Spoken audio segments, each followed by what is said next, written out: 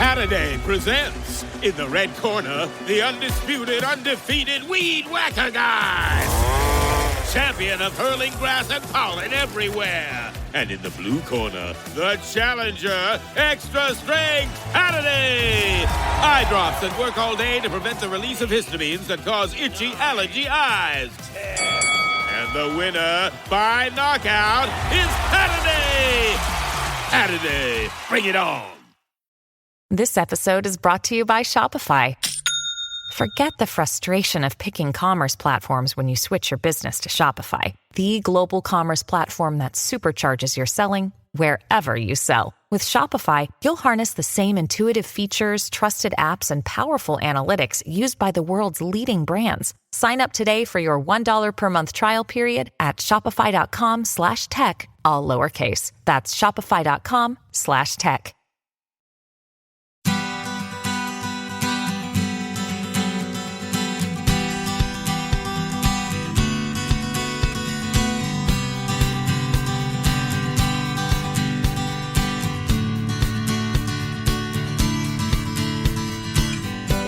Welcome to the Parent Footprint Podcast with Dr. Dan. I'm your host, Dr. Dan. Thanks for joining us today. Our goal and mission at Parent Footprint is to create a loving world with more compassionate people, one parent and one child at a time. We believe the key to raising happy, healthy, and engaged kids is for parents to do the same in their own lives, to seek happiness, health, engagement, and most importantly, awareness. When we're aware, we can create our own foundation of successful parenting so we can raise a legacy of love and hope for the future. Today's show is called Twice Exceptional, Supporting and Educating Bright and Creative Students with Learning Difficulties. I am very pleased to have with us today my colleague and the editor of a book with the same title that is just out, Scott Barry Kaufman. Scott, welcome to the show. Thanks. It's great to be here, and thanks for your terrific contribution to the volume. Oh, that was my pleasure. I'm flattered to even be to in print with you there, and I want to tell everyone a little bit more about you. Scott is an author, researcher, speaker, public science communicator who is interested in using psychological science to help all kinds of minds live a creative, fulfilling, and meaningful life. He has several books that he's authored and edited. One well-known is known as Ungifted, Intelligence Refined, and another, Wired to Create, Unraveling the Mysteries of the Creative Mind. His writing has appeared all over the place. The Atlantic, Scientific American, with a great article on this topic, which just came out.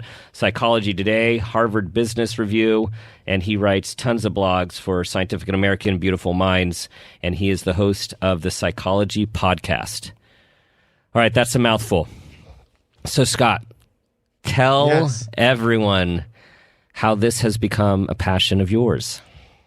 Oh, boy. Well, This is a long-time passion that I think started with my fascination as a child with individual differences and differences in talent and intelligence. I was just, I was in special education as a kid because of a combination of anxiety issues and hearing, auditory processing issues. And I just was very fascinated with what does it take to achieve success? How can we overcome our limitations? Things like that. I didn't discover that there was a whole field dedicated to studying intelligence until college, until sophomore year of college. But as soon as I found out that there was a science of this, and I just knew right away that's what I wanted to devote my life to. And not only did you find out that there was a science of studying intelligence, when did it also merge that one can actually be intelligent and have some sort of learning or processing difficulty or difference at the same time? I think that there are lots of threads of my research that led up to that discovery of the field of twice exceptional. I'm a kind of a latecomer on the scene in terms of really discovering that specific field of twice exceptional children in the education. In fact, my book Ungifted, which is 400 something pages, and I review thousands of peer-reviewed journal articles. I'm not sure if I used the phrase twice exceptional once in that entire book, but the book the book is just full of stories of children with, from savants to prodigies to there's a whole chapter on learning disabilities in there that traces the history of the field and sort of the limitations of some of our measures we use for kids with learning disabilities. It's very much a book that is grounded in the science of twice exceptionality, even though I don't use that phrase specifically. What would you say now, having gone through this latest endeavor? And I'm holding the book right now, and it is a wonderful book. I mean, it has so much knowledge, and what I'll say, it's being in this subfield as well for some time. It's like this is a pinnacle piece of work that covers all the aspects that what I would say a parent and educator need to know about finding it, about measuring it, about supporting it, about educating it. Now that you're on this side of it, how would you describe what twice exceptionality is? Because it can be hard to describe to people, I think. You're asking me great questions, yet I wish maybe I had to get you on my podcast so I can ask you these questions because I think I really value your expertise in this area, and I feel like I learned so much from the contributors to this volume. Part of me wanting to edit this volume was selfish, and that I wanted to learn from the best in the field. I knew that others would be able to learn from those individuals as well. So I actually just totally forgot the question you asked me because I was just thinking, wow, it's just so weird that you're asking me questions about this when you're really a new expert in this topic. I'm wondering what you would, because I feel part of hearing you speak, having heard you speak, you do an excellent job of making things really accessible from my perspective to the masses, really to being a communicator. And so I find a lot of people have difficulty explaining what twice exceptionality is. And I think you have a unique experience into this world as I do from my own experiences. And I'm wondering, how do you relay what twice exceptionality is to even the people that you come across, the other professionals, other educators? How would you explain it now, knowing what you know, in a way that you think it will stick? Because I know that's what we're trying to do. We're trying to make this thing stick for people to understand.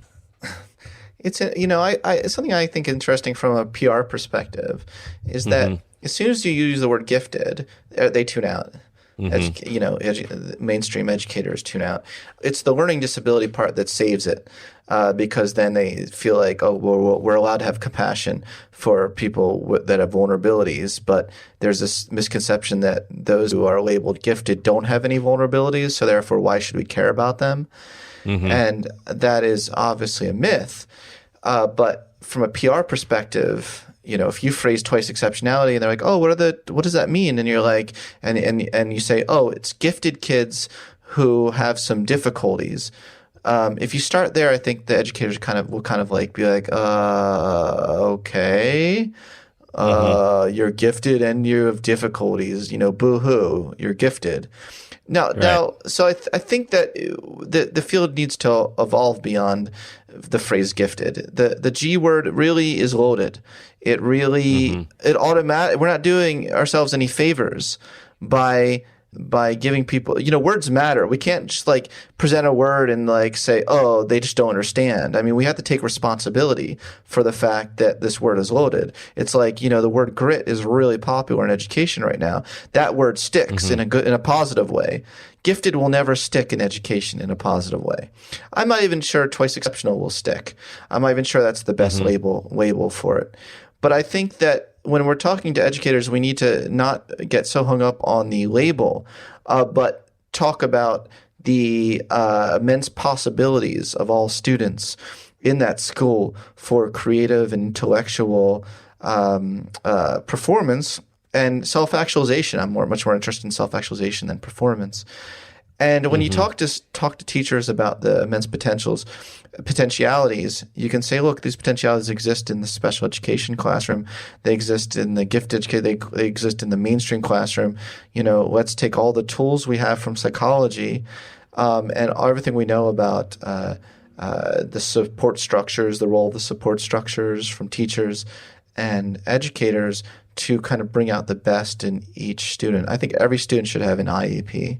There's no reason why not, other than resources and a dedicated team. That it's a lot. It's a lot of processing from an administrative point of view to do that.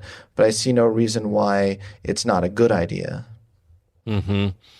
And this makes me think of your own theory of intelligence, which you've been working on for a while. And as I hear you talk, it isn't about the labels. And what we've always said is best practices for gifted and twice exceptional, because those are the only labels we have so far, is best practices for all students. And so you have an idea about how intelligence should be defined, and I use the word measured very loosely. Tell us about that. Well, there's a big history of weighting intelligence with your measured ability on an IQ test. Now, IQ tests have lots of different subscales, and you can glean some important information about cognitive processing from those IQ tests and a pattern of a child's unique pattern of strengths and weaknesses. And there are some really good models to really get at that. But I see intelligence as something that's broader than cognitive processing ability. I think it's such a narrow way of looking at human potential. So when you think about intelligence, I think that we need to not divorce the engagement or motivational aspects from it, the passions, the dreams, the future goals, the personal goals of the individual. So I defined intelligence as the dynamic interplay of ability and engagement in the pursuit of personal goals. It's a very mouthful. I know it's a mouthful of a definition. It's not as neat as IQ, but it does, I think, capture more of the whole person, more of the whole child, and the fact that each of us are not isolated parts. We're actually a dynamic system of personality, cognitive, and motivational processes interacting with support structures. And unless we understand that whole system, we can't just look at one aspect of the system, and if that's not functioning well, just conclude that the whole system is broke. I really like that phrase. What I scribbled out in my dysgraphic handwriting is ability and engagement in the pursuit of goals. Right? That's what.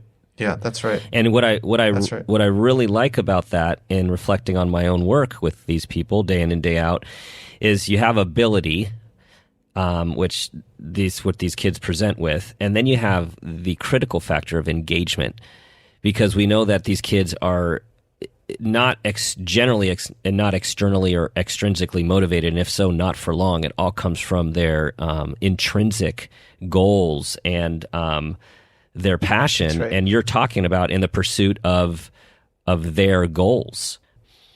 I'm thinking about one of my teenagers right now who might spend, begrudgingly 5 minutes on math homework, but will spend 5 hours on his graphic design project that he's working on. Right. And so, how can this be put into practice? So as a parent, as an educator, how do you put looking at ability, engagement, and pursuit of goals? How do we help these kids thrive? Well, a lot of it does come down to recognizing that there are intrinsic goals. There are also extrinsic goals. But the intrinsic goals that a child has may not always dovetail with the extrinsic goals of educators or of you as a teacher. And we have really not come to terms with that fact, I think, in our education system. We haven't truly come to terms with that fact. There are some characteristics of creative adults that are not conducive to doing well in school.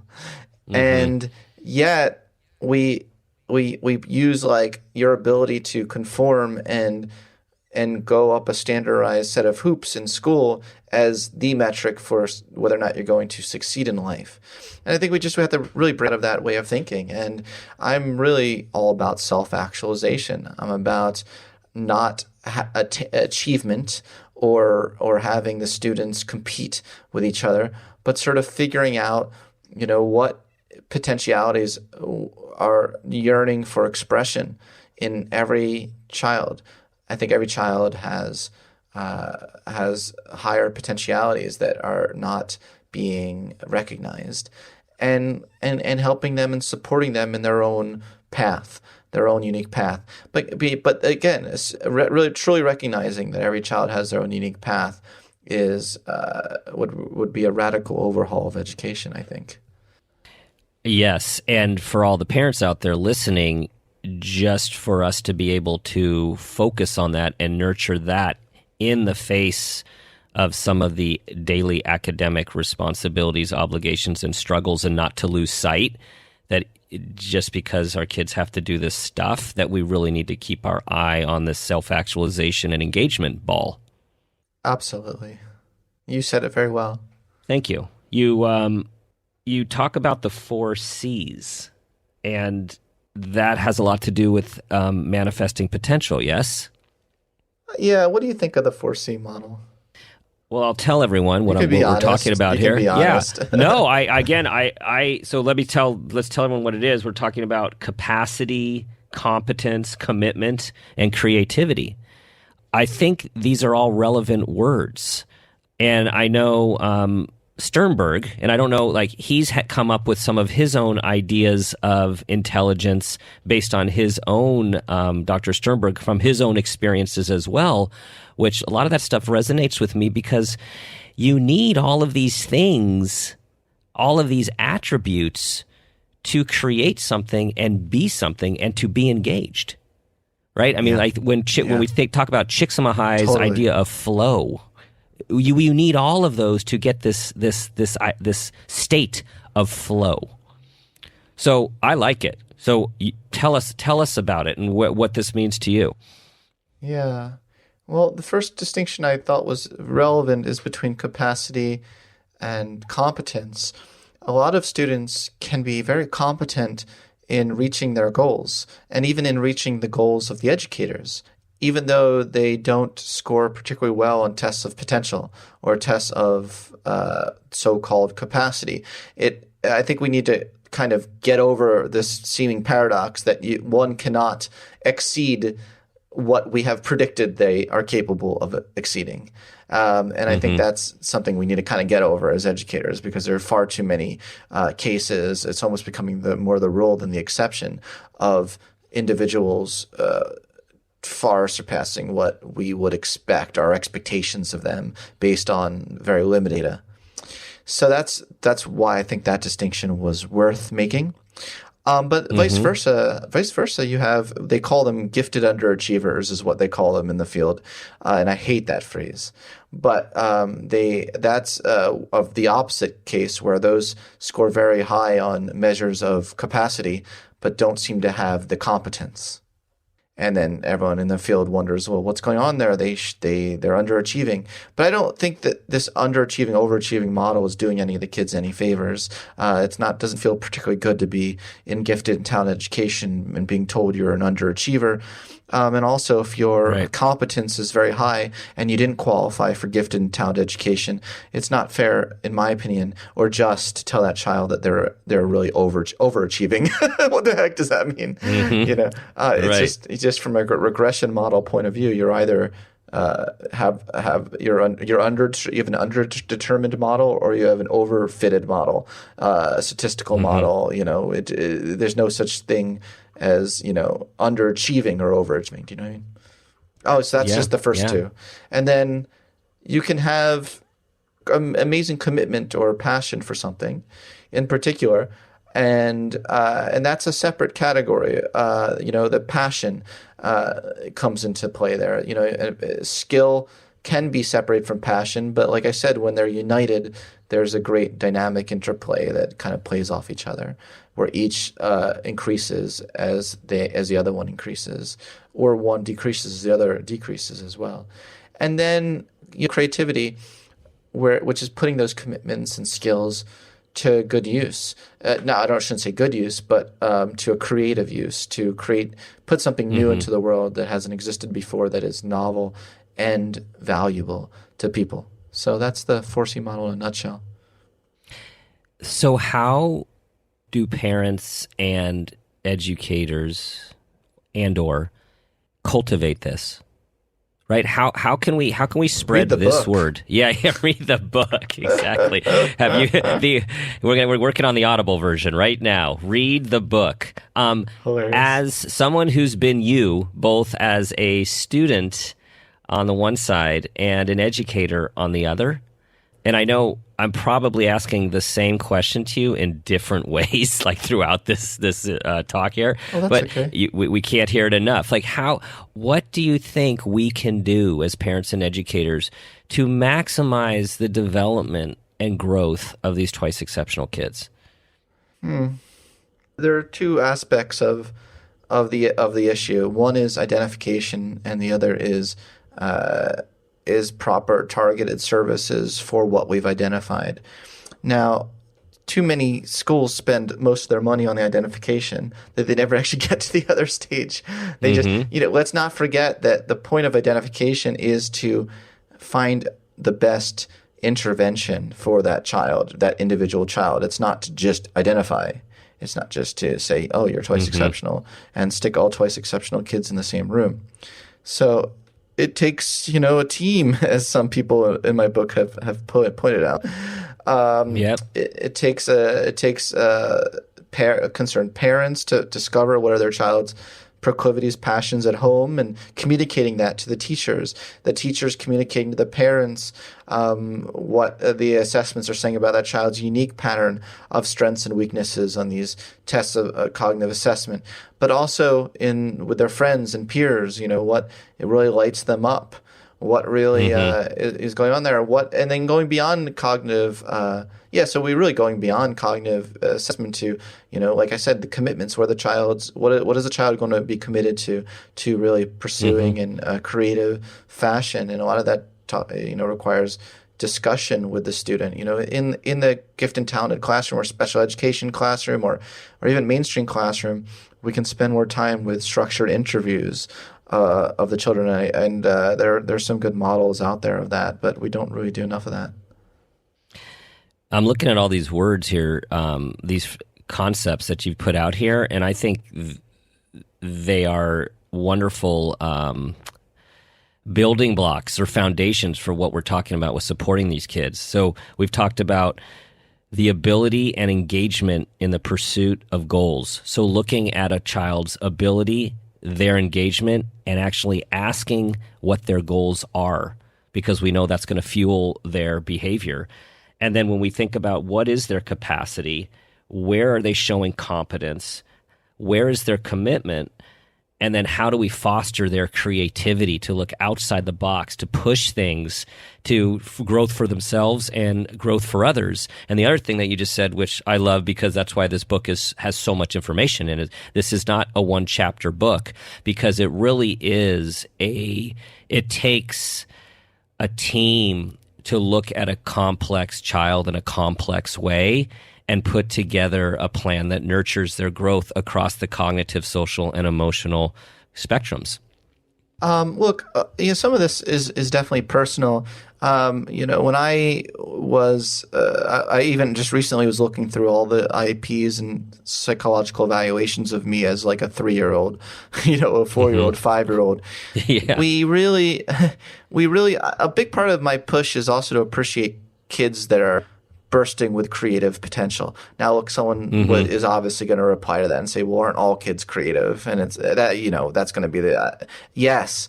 We are all yes, of course. There's this spontaneity. There's this excitement, wonder in the world that we all are born with, because evolution had to endow that bit so that we'd learn.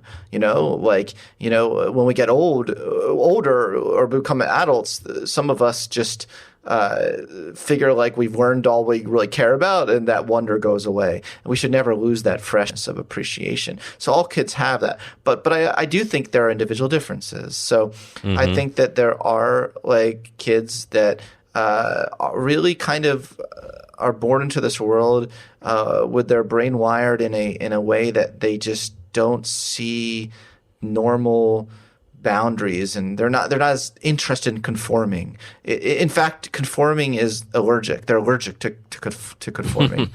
I think I was one of those kids, and I think that was not rewarded. When I read, my heart broke for my 3-year-old self when I read these IEPs, and made me just firmed up my values and purpose to help a lot of kids that are falling between the cracks, because they really, they're gonna be artists. They're gonna be the comedians. They're gonna be the inventors, scientists.